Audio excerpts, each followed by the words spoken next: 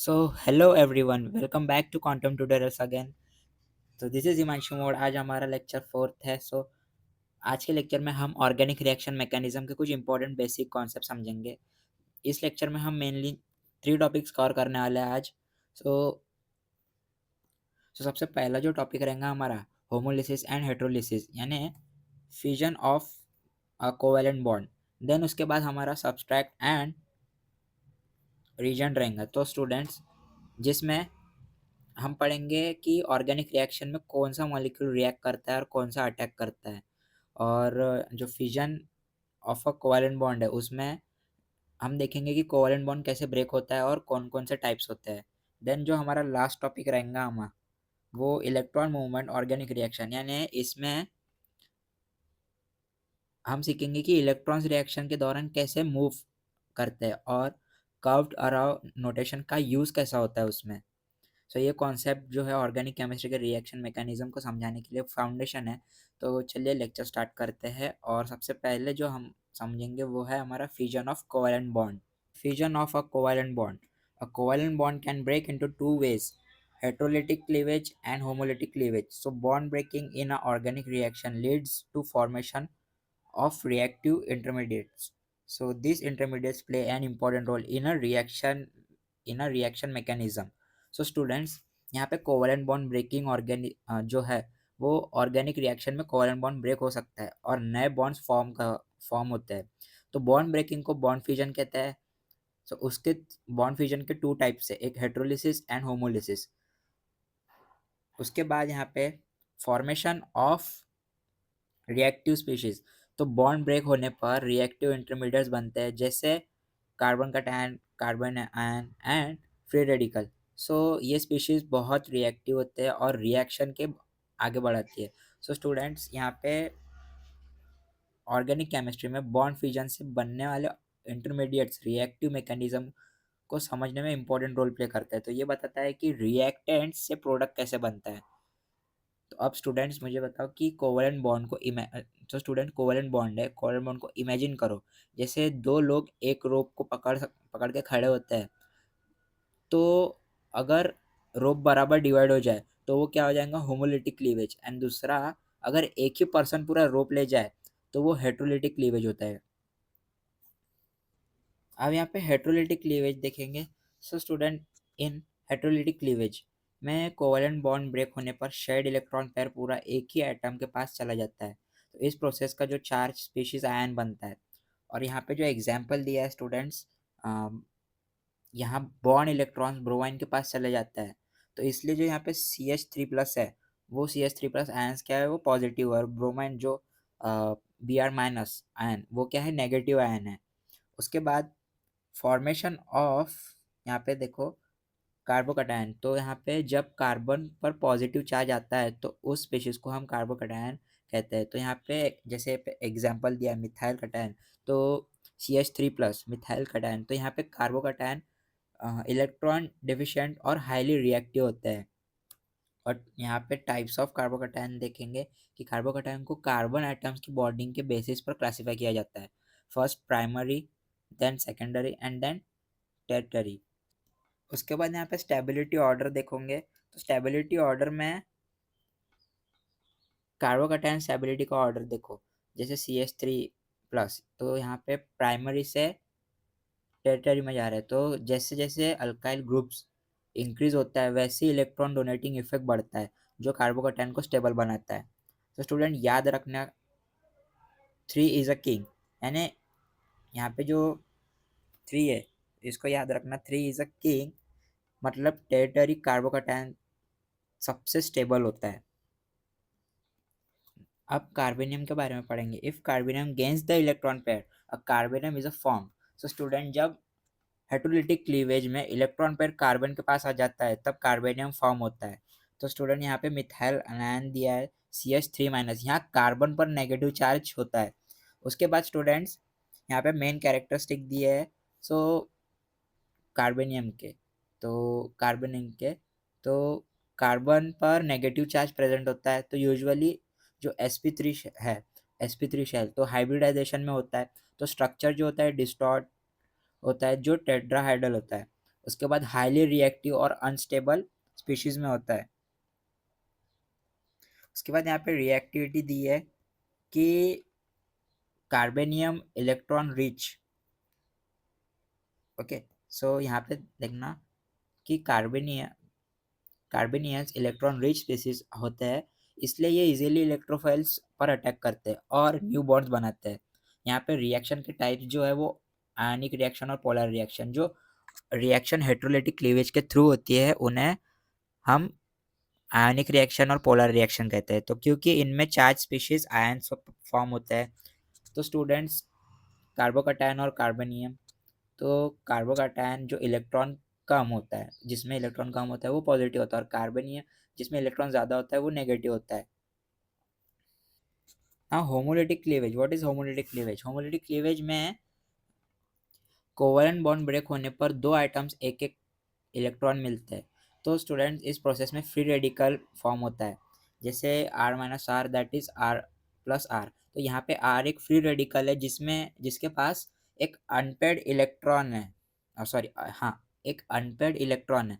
उसके बाद free radical में देखेंगे कि स्टूडेंट, सो फ्री रेडिकल की कैरेक्टरिस्टिक क्या बताती है कि सबसे न्यूट्रल स्पीशीज होते हैं, एक अनपेड इलेक्ट्रॉन प्रेजेंट होता है, उसके बाद हाईली रिएक्टिव होते हैं। तो इसी वजह से ये चेन रिएक्शन स्टार्ट कर सकते हैं। उसके बाद यहाँ पे टाइप्स ऑफ अल्किल रेडिकल्स देखेंगे, जिसमें methyl radical, primary radical, secondary radical, tertiary radical होता है। तो इनमें स्टेबिलिटी ऑर्डर ऑफ रेडिकल्स देखते हैं कि मिथाइल दैट इज क्या बताता है ये कि ज़्यादा अल्काइल ग्रुप इलेक्ट्रॉन डोनेट करते हैं, जिससे रेडिकल स्टेबल होता है। उसके बाद यहाँ पे रिएक्शन जो टाइप्स ऑफ रिएक्शन जो रिएक्शन होमोलिटिक क्लीवेज के थ्रू होती है, तो उन उन्हें हम कहते हैं free radical reaction and non polar reaction. So students, homolysis that is equal sharing. So जैसे दो फ्रेंड्स चॉकलेट इक्वली डिवाइड करते हैं ना, वैसे ही बॉन्ड इलेक्ट्रॉन्स दोनों एटम में इक्वली डिवाइड करते हैं। अब यहाँ जो हमारा सेकंड टॉपिक है, substrate and reagent. So in a most organic reaction molecule react directly, not ions, then one reactant is called substrate and the other reagent. तो सब्सट्रैक्ट क्या है कि the molecule whose carbon atom forms a new bond. Then reagent क्या है? Attacking species that react with the subtract. यहाँ पे example दिए है, substrate, reagent, that is product. So यहाँ पे देखना स्टूडेंट, ऑर्गेनिक रिएक्शन में रिएक्टेंट, मोस्ट ऑर्गेनिक रिएक्शन में मॉलिक्यूल्स डायरेक्टली रिएक्ट करते हैं, आयंस नहीं। बट रिएक्शन में यूजुअली दो मेन रिएक्टेंट्स होते हैं, सब्सट्रैक्ट एंड रीजेंट। यहाँ पे सब्सट्रैक्ट वो ऑर्गेनिक मॉलिक्यूल होता है जिसका कार्बन आइटम न्यू बॉन्ड बनाता है। जैसे जिस मॉलिक्यूल पर अटैक होता है उसे हम सब्सट्रैक्ट कहते हैं। यहाँ पे जो इथेन एग्जाम्पल दिया, जैसे इथेन CH2, तो ये क्या है? इथेन। सो स्टूडेंट्स, यहाँ पे रीजन जो बताया गया है, रीजन वो अटैकिंग स्पीशीज होता है जो सब्सट्रैक्ट के साथ रिएक्ट करता है, जो अटैक करता है रीजन। जैसे कि ब्रोमाइन,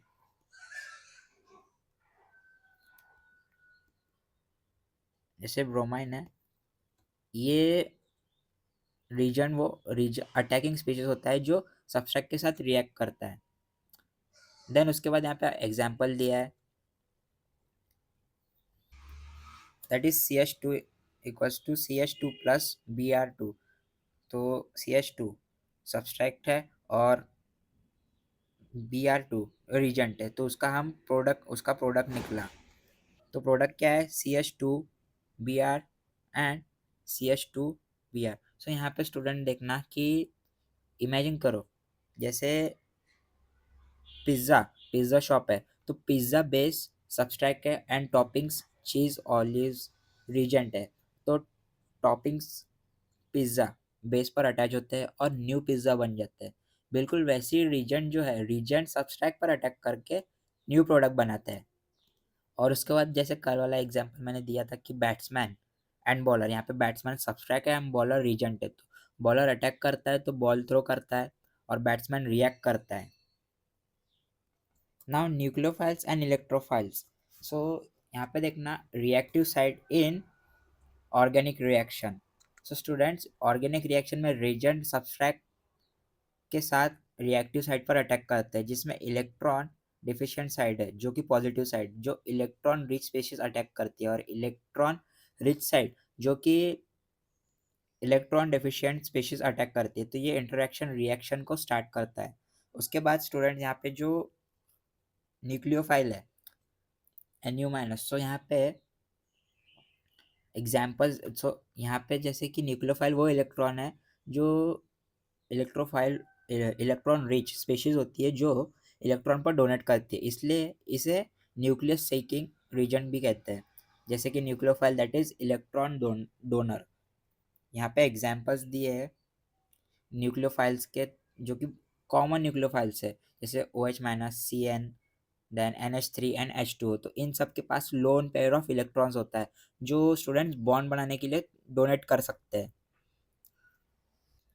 ना। इलेक्ट्रोफाइल क्या होता है? इलेक्ट्रोफाइल वो इलेक्ट्रॉन डिफिशिएंट स्पीशीज होती है जो इलेक्ट्रॉन पेयर एक्सेप्ट करते हैं, इसलिए इसे इलेक्ट्रॉन सीकिंग सीकिंग रीजन भी कहते हैं। जैसे इलेक्ट्रॉन फाइल जो इलेक्ट्रॉन लेने वाला स्पीशीज होता है। इसके बाद यहाँ पे एग्जाम्पल दिए है, जैसे कॉमन इलेक्ट्रोफाइल्स के यहाँ पे जो एग्जाम्पल्स दिए हैं, CH3+ जो कि कार्बोकैटायन है, एंड उसके बाद carbonyl compound, then alkyl halides. So student इन सब में इलेक्ट्रॉन डिफिशियंसी होती है, इसलिए ये इलेक्ट्रॉन पेयर एक्सेप्ट करता है। एंड स्टूडेंट यहाँ पे देखना, ऑर्गेनिक रिएक्शन में एक सिंपल रूल फॉलो होता है, जो न्यूक्लियोफाइल एंड इलेक्ट्रोफाइल। तो न्यूक्लियोफाइल जो कि इलेक्ट्रोफाइल सेंटर पर अटैक करता है, इलेक्ट्रोफाइल जो न्यूक्लियोफाइल सॉरी न्यूक्लियोफिलिक सेंटर पर अटैक करता है। ठीक है, तो न्यूक्लियोफाइल जो कि इलेक्ट्रोफाइल के सेंटर पर इलेक्ट्रोफिलिक के सेंटर पर अटैक करता है, इलेक्ट्रोफाइल जो न्यूक्लियोफिलिक के सेंटर पर अटैक करता है, मतलब electro rich species that is electron poor atom पर अटैक करती है। सो स्टूडेंट यहाँ पे एक और पॉइंट है कि कर्व्ड एरो नोटेशन, यानी इसका मतलब क्या हुआ कि ऑर्गेनिक रिएक्शन मैकेनिज्म में इलेक्ट्रॉन मूवमेंट को शो करने के लिए कर्व्ड एरो यूज होता है। जैसे एरो इलेक्ट्रॉन पेयर से स्टार्ट होता है और एरो इलेक्ट्रॉन डिफिशिएंट एटम पर एंड होता है। तो हमें ये बताता है कि इलेक्ट्रॉन कहाँ से कहाँ मूव कर रहा है। ओके, तो स्टूडेंट्स न्यूक्लियोफाइल क्या हुआ? नेगेटिव मैग्नेट साइड है, एंड इलेक्ट्रोफाइल जो कि पॉजिटिव मैग्नेट साइड है। जैसे अपोजिट पोल्स अट्रैक्ट करता है, वैसे ही न्यूक्लियोफाइल इलेक्ट्रोफाइल को अटैक करता है। So student, our last topic is electron movement in organic reaction. So students, सबसे पहले समझो ऑर्गेनिक रिएक्शन में इलेक्ट्रॉन मूव्स करता है, और इसी मूवमेंट की वजह से ओल्ड बॉन्ड्स ब्रेक होते हैं एंड न्यू बॉन्ड्स फॉर्म होते हैं। तो इस इलेक्ट्रॉन मूवमेंट को शो करने के लिए हम कर्व्ड एरो नोटेशन यूज़ किया जाता है। तो इस रिएक्शन में मैकेनिज्म समझना ईजी हो जाता है। देन स्टूडेंट, उसके बाद कर्व्ड एरो नोटेशन क्या है? कर्व्ड एरो बताता है कि इलेक्ट्रॉन पेयर कहाँ से मूव कर रहा है। सो स्टूडेंट्स, एरो स्टार्ट होता है तो electron pair and lone pair bond से होता है। उसके बाद एरो एंड होता है तो जहाँ इलेक्ट्रॉन्स मूव करते हैं, एरो एंड होता है यानी जहाँ इलेक्ट्रॉन मूव करते हैं। तो इससे हमें क्या पता चलता है? Bond breaking and bond formation का प्रोसेस। देन स्टूडेंट्स, यहाँ पे देखना इलेक्ट्रॉन मूवमेंट्स, यहाँ पे इलेक्ट्रॉन मूवमेंट्स के टाइप्स क्या है। ठीक है, तो ऑर्गेनिक रिएक्शन में जनरली 3 कॉमन इलेक्ट्रॉन मूवमेंट्स होते हैं। फर्स्ट है form from pi bond two adjacent bond position. So students, जैसे डबल बॉन्ड के इलेक्ट्रॉन शिफ्ट होके न्यू बॉन्ड बना देते हैं, तो अल्केन एंड अल्केन जो अल्काइन है, अल्केन रिएक्शंस में ये मूवमेंट कॉमन होता है। उसके बाद जो सेकेंड है from pi bond two adjacent atom, तो यहाँ डबल बॉन्ड के इलेक्ट्रॉन्स किसी एटम पर शिफ्ट हो जाते हैं, तो इससे कार्बोकैटायन या नेगेटिव चार्ज क्रिएट होता है। उसके बाद जो थर्ड पॉइंट है from an atom adjacent bond position. So students, यहाँ पे इस केस में एटम का लोन पेयर इलेक्ट्रॉन्स बॉन्ड बनाने के लिए मूव करता है। फॉर एग्जांपल, जैसे न्यूक्लियोफाइल अपना लोन पेयर डोनेट करके बॉन्ड बनाता है।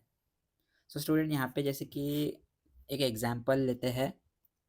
सो यहाँ पे स्टूडेंट OH माइनस न्यूक्लियोफाइल है, तो और ये जो रिएक्शन है तो ये कार्बन पर अटैक करता है, तो कर्व्ड एरो जो OH माइनस है, OH माइनस के लोन पेयर से कार्बन की तरफ ड्रॉ होता है। देन स्टूडेंट्स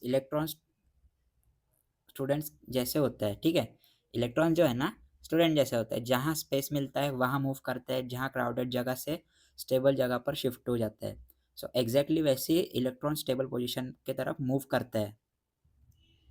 ना स्टूडेंट सिंगल इलेक्ट्रॉन मूवमेंट क्या होता है, जैसे कि कभी कभी ऑर्गेनिक रिएक्शन में सिर्फ एक इलेक्ट्रॉन मूव करता है ना कि इलेक्ट्रॉन पेयर, ठीक है। तो इस मूवमेंट को शो करने के लिए half headed curved arrow use किया जाता है।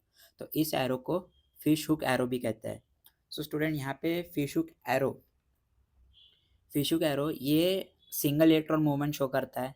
देन एरो का हेड हाफ होता है, तो नॉर्मल कर्व एरो से डिफरेंट होता है। तो नॉर्मल कर्व एरो जो इलेक्ट्रॉन पेयर मूवमेंट है एंड फर्स्ट हुक एरो जो सिंगल इलेक्ट्रॉन मूवमेंट है।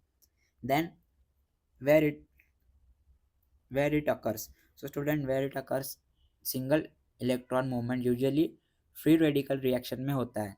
तो यहाँ फ्री रेडिकल रिएक्शन में, हाँ, तो यहाँ पे फ्री रेडिकल्स इन्वॉल्व होता है जिनके पास अनपेड इलेक्ट्रॉन होता है। सो जैसे डिसोसिएशन ऑफ क्लोरोमीथेन, तो यहाँ पे क्या हो रहा है, chloromethane CH3Cl, that is CH3+Cl। So student यहाँ बॉन्ड होमोलिथिक क्लीवेज से ब्रेक होता है और फ्री रेडिकल्स फॉर्म होते हैं। देन स्टूडेंट यहाँ पे देखना इंपॉर्टेंस क्या है कि कर्व्ड एरो और fish hook arrows reaction mechanism को विजुअलाइज करने में हमें हेल्प करता है। तो इससे हमें क्या पता चलता है कि इलेक्ट्रॉन्स कहाँ से मूव हो रहा है, बॉन्ड्स कैसे ब्रेक हो रहे हैं और फॉर्म हो रहा है कि नहीं। देन स्टूडेंट्स यहाँ पे देखना नॉर्मल एरो, जैसे एक एग्जांपल नॉर्मल है, टू फ्रेंड्स टुगेदर इलेक्ट्रॉन्स, ठीक है, और फिश हुक एरो यानी सिंगल फ्रेंड अलोन यानी वन इलेक्ट्रॉन। तो इसलिए फ्री रेडिकल रिएक्शन में फिश हुक एरो यूज होता है।